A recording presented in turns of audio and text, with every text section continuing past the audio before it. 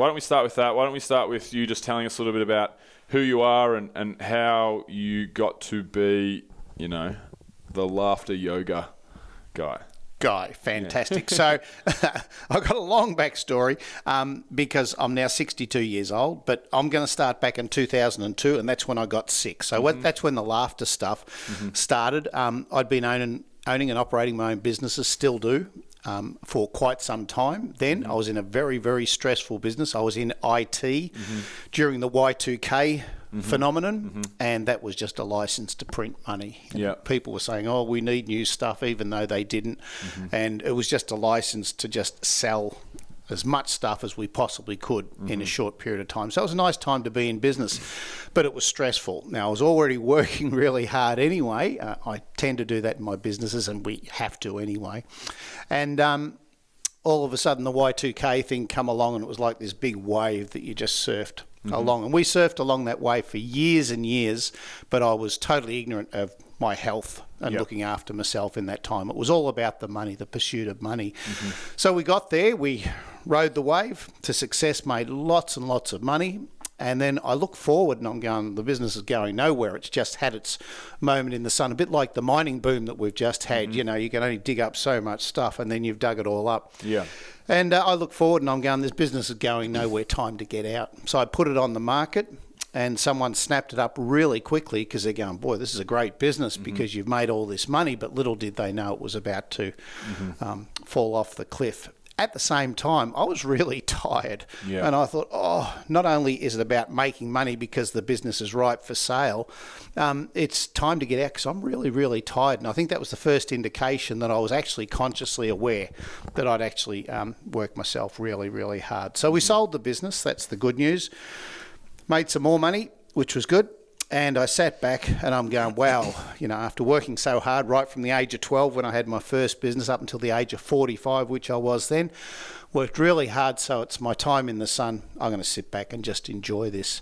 And then I collapsed and they rushed me to hospital, and the doctors looked at me and assessed me and they said, don't know what you've been doing, but, whatever you've done has been really, really detrimental to your health. You're in a lot of trouble. And I said, what's the diagnosis and the prognosis? And they said, well, the diagnosis is you have a blood disease, a really significant fatal blood disease, and there's not a lot we can do about it. I'm going, wow, but isn't that what you guys do? And they go, yeah, but not in this case. There's not a lot we can do.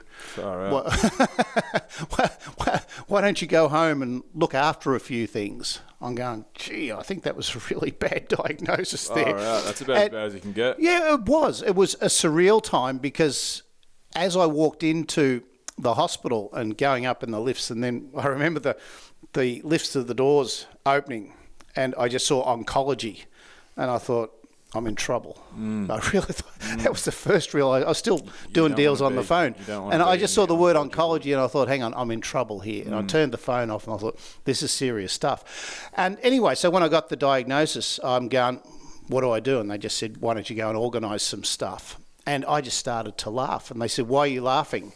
I said, well, seriously, this is funny. They said, which part? I said, the whole thing. Now, what I meant by funny was absurd. Because I'd worked so hard to be so successful, and I finally got there, and all of a sudden it's over. I go, wow, this is really wacky. I only found out recently, Bill, that this is a thing called pathological laughter. And it's when your brain doesn't quite line up with the other parts of your brain and you start to laugh crazy because your brain can't actually work out what was going on. So at that point of time, I think they wanted to sort of put me into another ward and lock me away and say, Yeah, the ward the Joker was in. Well, for all his laughter. I got wards for people who laugh hysterically for no reason. And I turned into one of them. And I convinced them to just let me go home. I said, I really want to go home. I've got some things to do. So I went home and did the 4 Fs: funeral, finances, family and friends.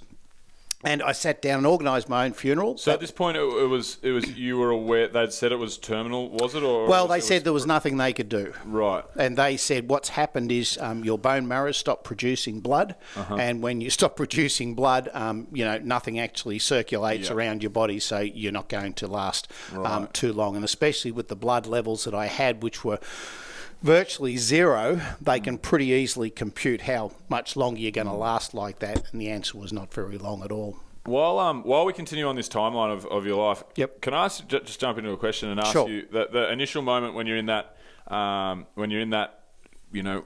doctor's in the doctor's office and you're sitting across the table from him and he tells you Yep. the words, "There's not much that we can do." Like, Yep. what is that actually? There's not many people, that you don't hear the feelings that are attached to that very often. What is that feeling kind of?